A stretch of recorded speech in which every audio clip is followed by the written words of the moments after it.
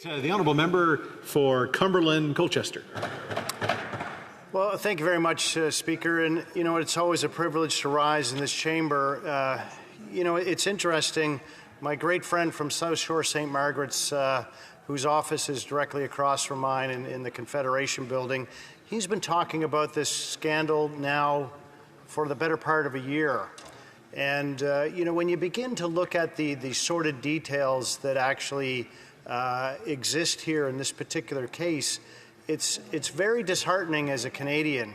And you know, the other thing, Speaker, that I would suggest to you is that it's disheartening because there have been so many scandals from this Liberal, NDP-Liberal government that Canadians have tuned them out. You know, it's 50 million, it's 100 million, it's 300 million, and sadly, Canadians have said, well, whatever. And I guess one of the things that I also wonder, Speaker, is how does the Prime Minister continue to get a free pass on these scandals? It's absolutely shocking to me. I realize that I've only been in this place for 3 years, so I'm not going to get in the DeLorean that my wonderful friend from Barrie Innisfil was in, that's not the road I want to go down.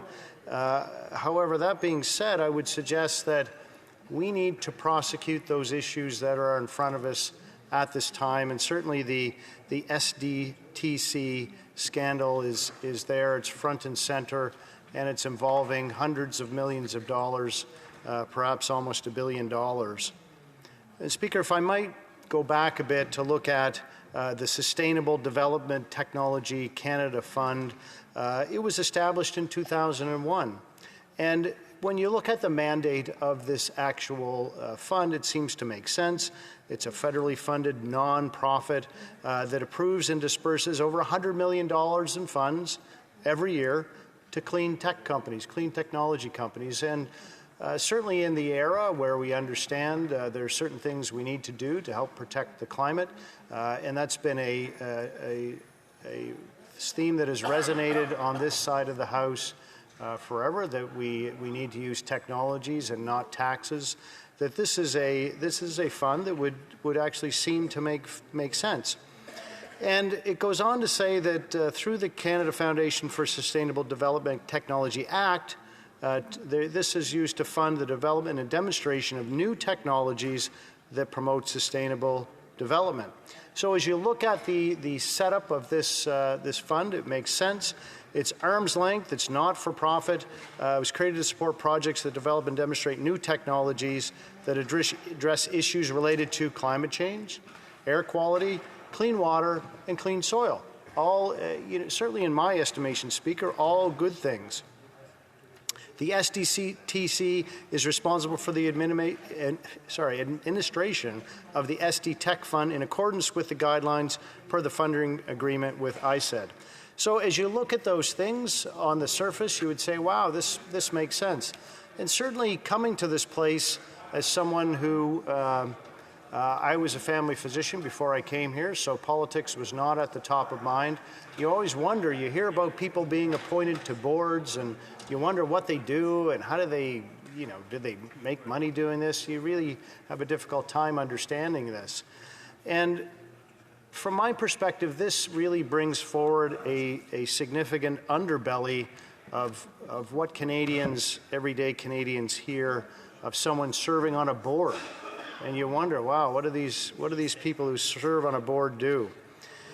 And well, the people who have served on this board, including the chair, what did they do? Well, I'm not entirely sure, but certainly as I read the documents, it would appear that they used their influence, which created significant conflicts of interest in what they did. They used their influence to award at least, and sadly, Speaker, I say at least $330 million worth of taxpayer funds to corporations which they control. So as you look at that, you wonder, wow, you know, if you don't get paid to be on a board, how do you make money? Well, this is apparently one way you do it, is you prop up a company that you have significant financial interest in and award them taxpayer dollars. What else happened here? Well, we know that, again, as I said, this fund has been ongoing since 2001. And indeed, the Auditor General did an audit on the SDTC in 2016 and praised SDTC for the great work and how well they were run. So 15 years of being run very well. Things changed thereafter. It would appear from documents that Jim Balsillie, of course many people here would know who Jim Balsillie is. He was the chair of this committee. And he began speaking out against certain legislation that the Liberal government at that time was bringing forward. And what they decided to do, of course, was it would have caused a scandal to get rid of him. But that being said, when his contract came to an end, they decided not to renew his contract. Of course, that left them in a bit of a quandary to say, you must appoint someone else. So in 2019, former Liberal Industry Minister Navdeep Bains began appointing, I'll say, conflicted executives to be in charge of SDTC. You know what? He was warned against this. He was warned that Annette Verschaeren would have significant conflicts because the companies that historically she had had some dealings with had already received funds from SDTC and continued to receive them on an ongoing basis. So as you look at this, then you begin to understand the troubles that existed from the very beginning of appointing the new chair. What happens then? Well, the Auditor General and Ethics Commissioner initiate separate investigation because whistleblowers came forward. And if we have time, we have some testimony from whistleblowers that is actually shocking and needs to be certainly read into the record.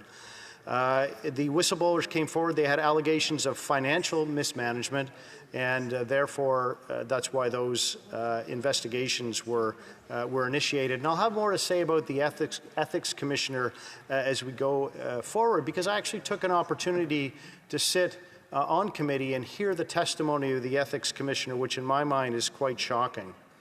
The Auditor General's investigation found severe lapse in governance standards and uncovers that $390 million in funding was awarded to projects that either should have been ineligible to receive funding or were awarded to projects in which board members were conflicted, and that was only during a 5-year audit period.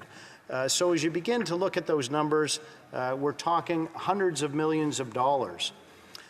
Again, as I mentioned, realistically, the change began in late 2018, 2019, when former Liberal Industry Minister Navdeep Bains decided that the SDTC needed a new CEO and chair.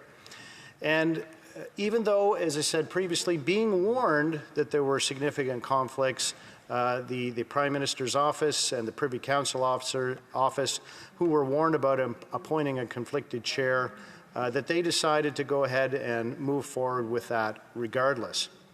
And there were not just one warning, Chair, but repeated warnings to say that this is going to cause chaos and conflict. So this new chair goes on to create an environment where conflict of interest were tolerated and quote-unquote managed by board members. Well, what happens then?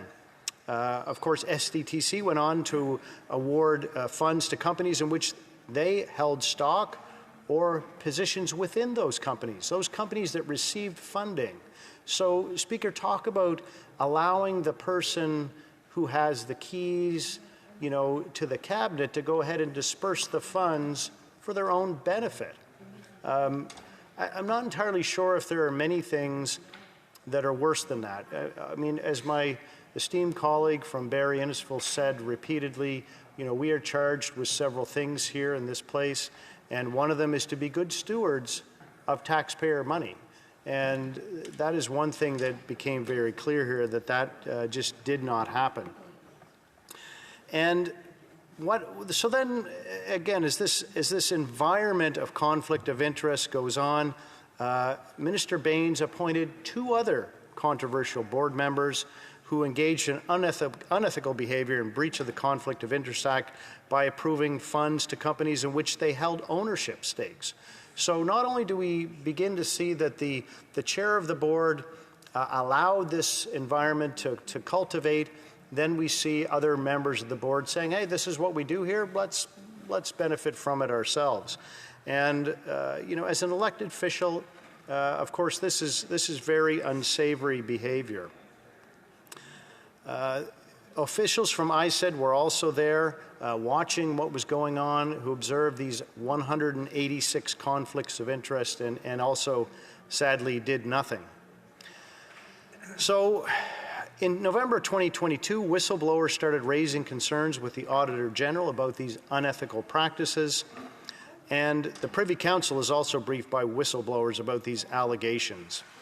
Then in September of 23, so as I said, I've been hearing about this from my friend from South Shore St. Margaret's for more than a year now. So September of 2023, the whistleblowers take the allegations public, and now the minister, which has changed since then, the now minister agreed to suspend the SDTC funding. Now, is that a good thing? Well, it is until we come to the rest of the story, which we will in a few minutes. In November of last year, the Auditor General announced an audit, and then in June of this this year, the Auditor General report is released finding severe governance failures at SDTC. And then, of course, in June, there was the motion adopted in this place for the production of various documents to be turned over to the RCMP for review. In response to the motion, and these are some of the other things that are actually shocking, departments either outright refused the House order or redacted documents turned over, citing provisions of the Privacy Act or Access to Information Act. And certainly here in this place, we did not contemplate that they were going to be redactions. And we would also argue, of course, on this side of the House, that the House itself enjoys the absolute and unfettered power to order the production of documents that is not limited by statute. And these powers, of course, are rooted in the Constitution Act of 1867 and the Parliament of Canada Act. In response to this failure to produce documents, the Conservative House Leader raised a point of privilege, arguing the House privilege had been breached due to the failure to comply with the House order. And subsequently, of course, here we are arguing the point over and over again. Realistically, in terms of a charge of corruption and a lack of transparency to either prove or disprove that charge. Certainly on this side of the House, we believe there's ample evidence to prove that charge, Speaker.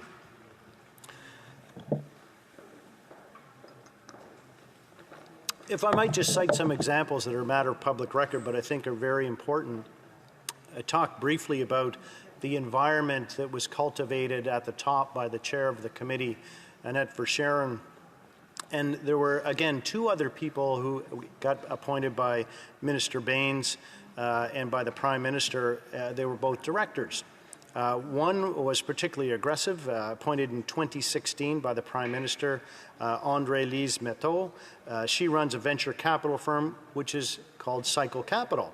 And this story, again, gets to be very interesting.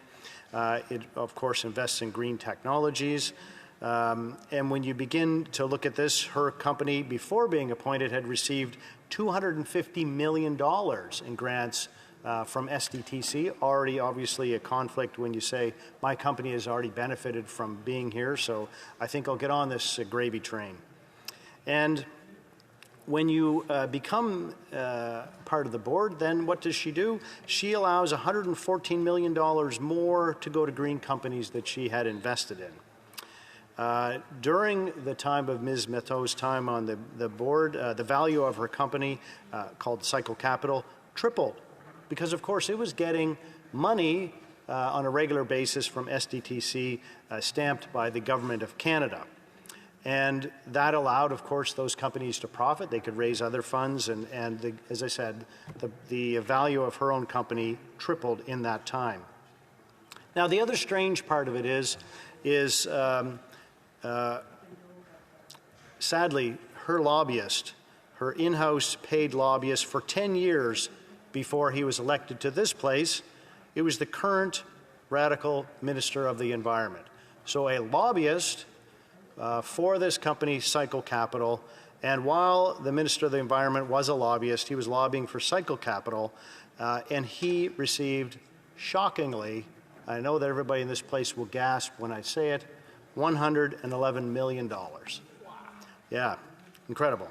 The minister, according to the registration of lobbyists portion of the Lobbying Act, lobbied the Prime Minister's office before, of course, he came to this place.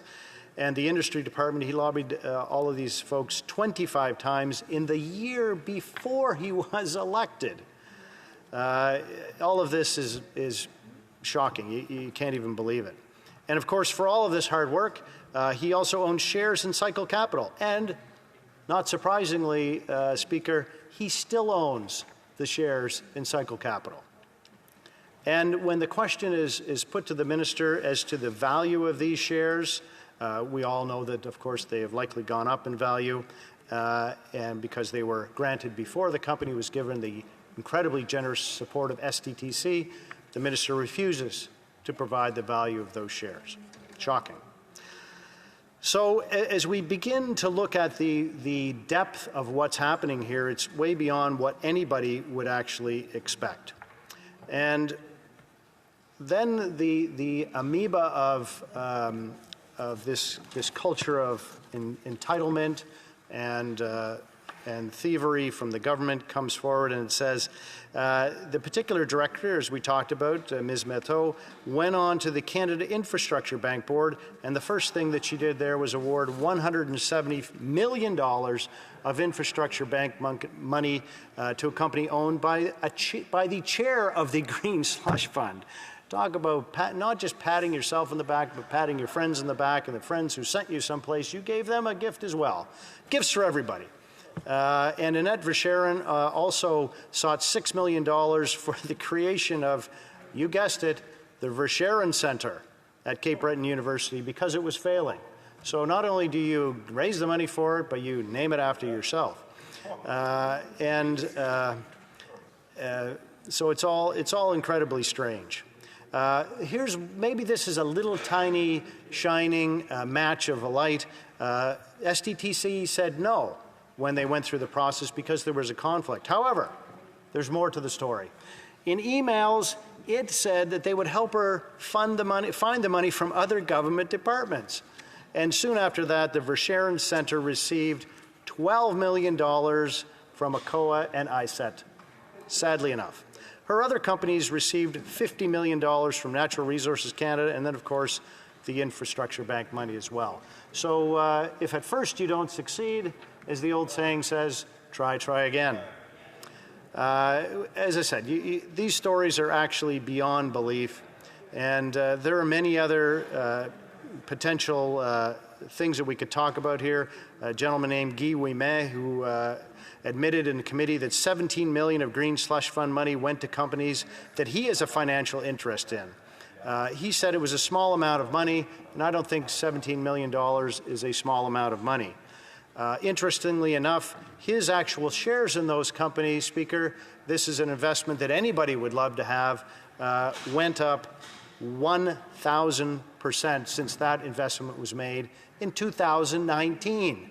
And, you know, it's gobsmacking. It takes your breath away when you hear these actual numbers. Speaker, you know, in this place, I would suggest that we're charged to look at these things. And I would say that one of the saddest days was when I went to watch this committee in action for a very short period of time, but the ethics commissioner was there and was given witness testimony at that time and actually questioned by my friend from South Shore St. Margaret's. And again, he asked him why, my friend from South Shore St. Margaret's asked the ethics commissioner why he had not investigated the other 8 governor and council appointments put out in the Auditor General's report as having conflicts of interest, where money flowed to companies they had an interest in. And shockingly, the ethics commissioner said that what would be the point of investigating these governor and council appointments of people who are no longer on the board because he couldn't influence what happened to them? So now we have an ethics commissioner who says, well, they're gone now. I don't think we should investigate them, even though we know that 186 conflicts of interest happened, and now at least almost $400 million worth of money is gone, of taxpayers' money is gone, and we need to shine a light on this.